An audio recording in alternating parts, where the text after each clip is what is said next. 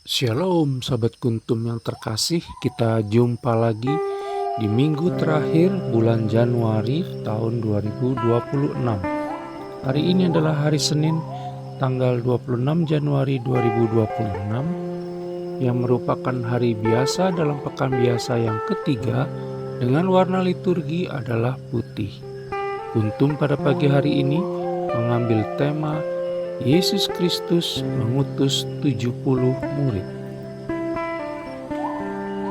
Struktur bacaan kita pada pagi hari ini terdiri dari bacaan pertama yang diambil dari surat kedua Paulus kepada Timotius 1 ayat 1 sampai dengan 8. Mazmur tanggapan diambil dari kitab Mazmur 96 ayat 1 sampai dengan 3, 7 sampai dengan 8a dan ayat 10.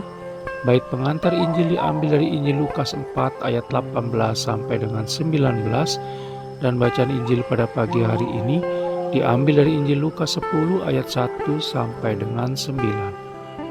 Bacaan Injil pada hari ini sama dengan bacaan Injil pada hari Selasa tanggal 18 Oktober 2016 dan struktur bacaan kita pada pagi hari ini sama dengan struktur bacaan pada hari Jumat tanggal 26 Januari 2024, hari Kamis tanggal 26 Januari 2023, hari Rabu tanggal 26 Januari 2022, dan hari Selasa tanggal 26 Januari 2021.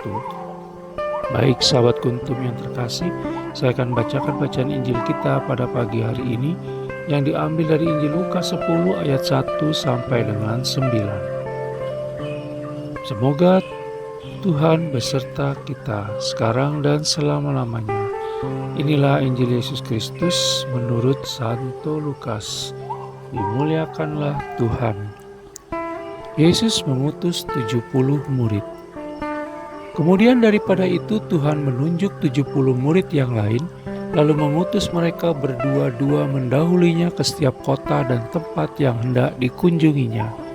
Katanya kepada mereka, "Tuayan memang banyak, tetapi pekerja sedikit. Karena itu, mintalah kepada Tuhan yang empunya tuayan, supaya ia mengirimkan pekerja-pekerja untuk tuayan itu.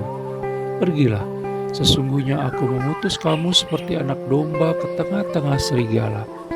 Janganlah membawa pundi-pundi atau bekal atau kasut, dan janganlah memberi salam kepada siapapun selama dalam perjalanan. Kalau kamu memasuki suatu rumah, katakanlah lebih dahulu, damai sejahtera bagi rumah ini.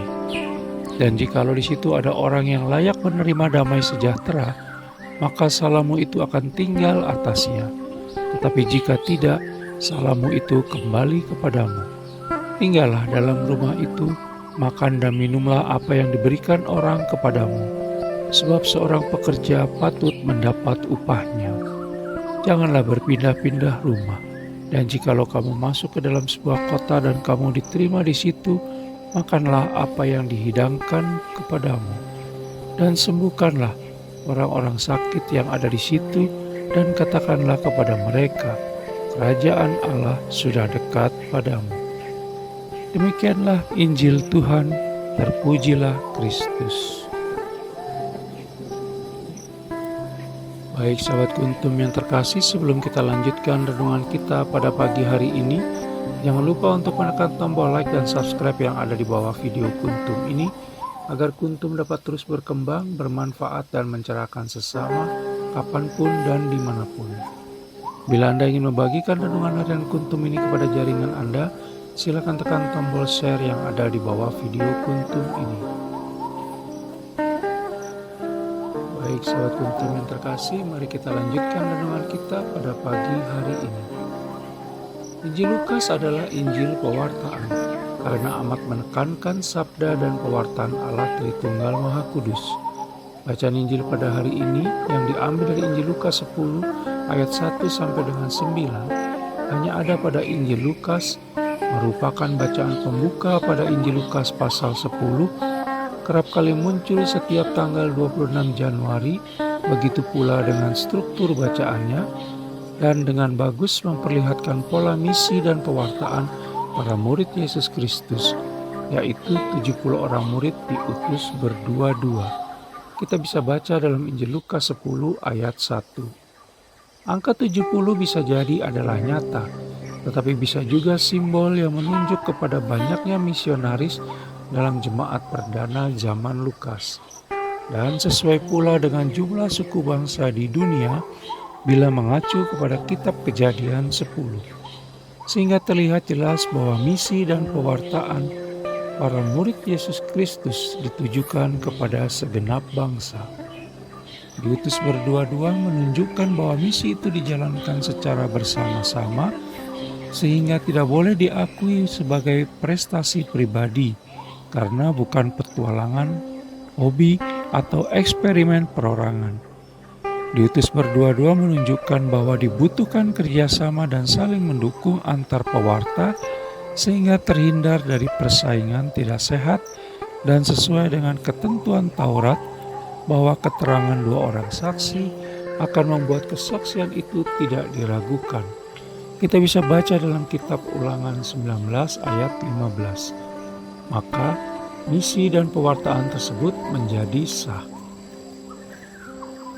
Sahabat Kuntum yang terkasih, inti dari misi dan pewartaan Yesus Kristus dan para muridnya adalah menghadirkan shalom atau damai sejahtera yang berasal dari Allah Tritunggal Maha Kudus sendiri.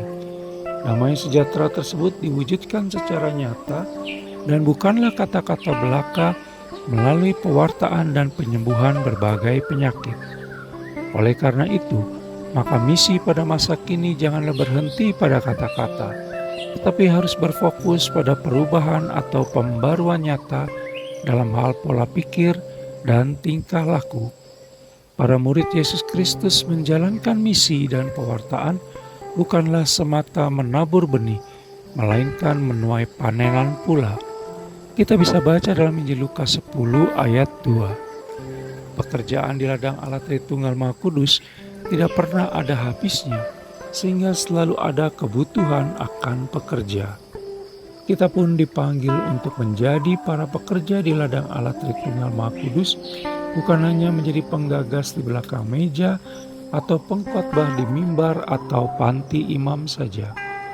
Kepentingan serta beban pekerjaan di ladang Allah Tritunggal Maha Kudus menuntut tanggapan yang sigap, gerak cepat, dan tidak membuang waktu dengan basa-basi dan obrolan, karena yang dihadirkan dan diwartakan adalah shalom Allah Tritunggal Maha Kudus, bukan salam biasa.